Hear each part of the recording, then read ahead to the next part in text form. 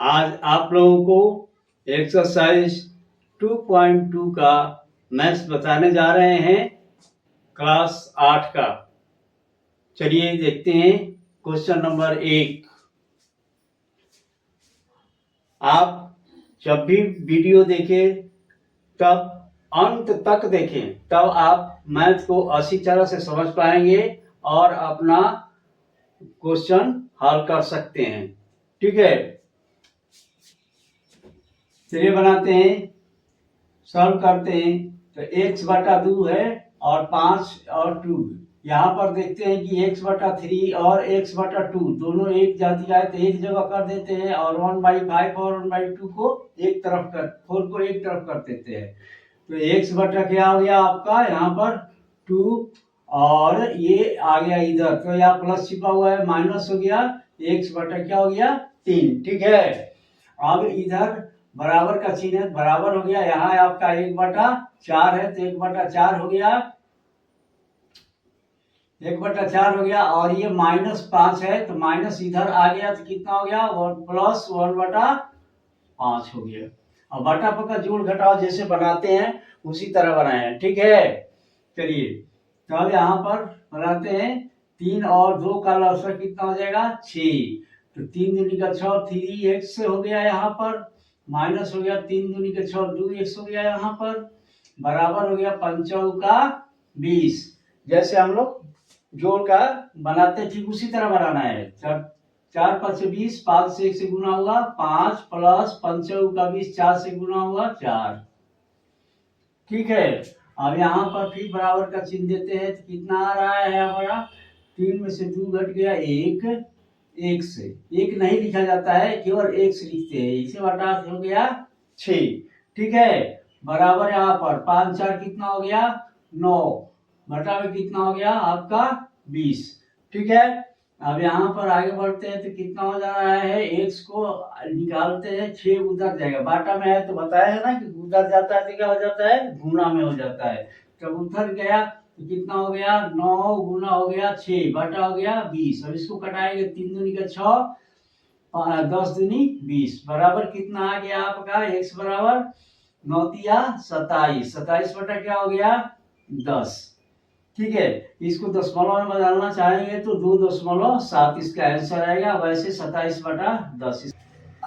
अब question number 3 को हल करते हैं। क्वेश्चन नंबर 3 जो दिया हुआ है इसमें भी क्या करते हैं, इसको सबको एक तरह कर सकते हैं, और करने के बाद तब हम उसको हल करते हैं। चलिए, तो x यहाँ पर है तो x हो गया -8x हो गया, बटा हो गया 3, बराबर फिर 5x बटा 2 है तो 5 इधर आ गया तो कितना हो गया, प्लस हो गया 5x बटा कितना हो गया 2, बराबर इधर 17 बटा कितना है 6, प्लस 7 है तो प्लस 7 उधर चला गया, कितना हो गया -7। अब इसको बाटा पका जोड़ जैसे बनाते हैं उसी तरह बना सकते हैं। इसका बाटा मान लेते हैं कि 1 है, 1 नहीं भी मान सकते हैं, ये आपके ऊपर निर्भर करता है। यदि आपको समझ में आता है कि यहाँ 1 नहीं भी मान करके हम अच्छी तरह से बना सकते हैं तो आप बना सकते हैं। ठीक है, चलिए आगे बढ़ते हैं। तो यहाँ पर 2 3 और 1 का लसा कितना हो जाएगा 6 हो जाएगा, 6 से 30 में भाग लगेगा तो 6 होगा, 6 से 1 से गुना होगा तो 6x, माइनस 36, 3 दूनी का 6, 8 दूनी का हो गया 16x, प्लस कितना बच गया 3 दूनी का 6, बचती आई 15x हो गया। इधर इधर कितना हो गया, इसका भी बटा 1 मान करके आप बना सकते हैं, नहीं तो डायरेक्ट भी बना सकते हैं, इसमें कोई बात नहीं है। समझ में आ रहा है ना।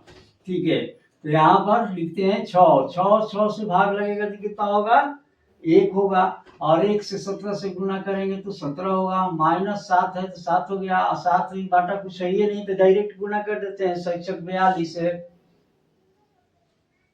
ठीक है, अब ये आगे बढ़ते हैं तो कितना होता है, यहाँ पर है 16x, यहाँ 6x, 16x में से 6x घट गया, कितना बचा -10x, और -10x 15 में से घट गया तो कितना हो गया 5x, बाटा में कितना हो गया 6, और यहाँ 42 में से 17 क्या हो जाएगा घट जाएगा, 42 में से 17 घटेगा तो कितना होगा 2 में से 12 12 में से 7 घट गया 5 है, ये बच गया आपका 3 3 में से 1 घट गया 2, 25 बटा कितना हो गया 6।